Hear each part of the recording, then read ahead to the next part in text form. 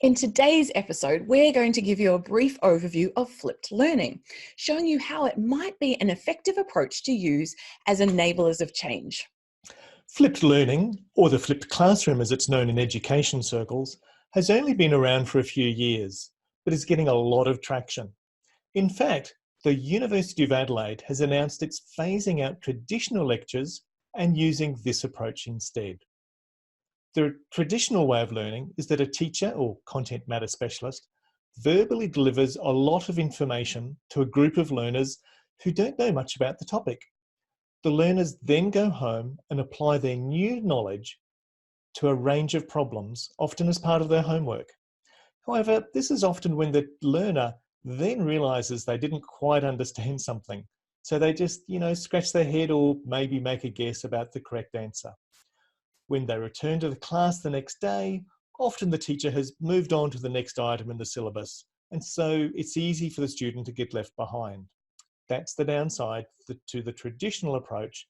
Plus, the teacher gets to repeat the same information to the next class, so it's a bit like Groundhog Day for them. With the flipped learning approach, the learning occurs at home first.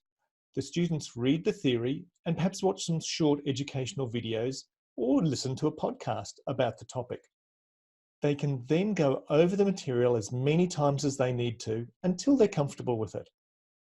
In class the following day, they apply the theory to a range of practical problems. The teacher is there and able to quickly respond to any queries. Sounds cool. So John, what's the difference between the flipped classroom and flipped learning? Yes, the concept was originally developed for school students, so it was natural that it was called the flipped classroom. When I started talking about this approach a few years ago and suggesting we use it with our farmer workshops, I preferred to call it flipped learning to get away from the school setting. And funnily enough, I now see lots of others are doing this as well, so they had the same idea. So if you Google flipped learning, you'll get about 40 million hits, whereas flipped classroom now only gets about 25 million hits. So can you suggest some ways we might use this as enablers of change, John? Sure, Denise. We often run 2 or 3 day workshops for landholders where we introduce a lot of difficult to understand information about nutrition, genetics, or perhaps biosecurity. Often these folks are more comfortable working outside in a wide open landscape, or perhaps driving the tractors.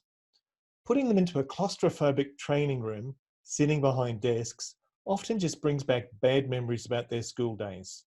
So flipped learning gives us a chance to introduce them to the workshop content when they're still in their comfortable surroundings back on their farm.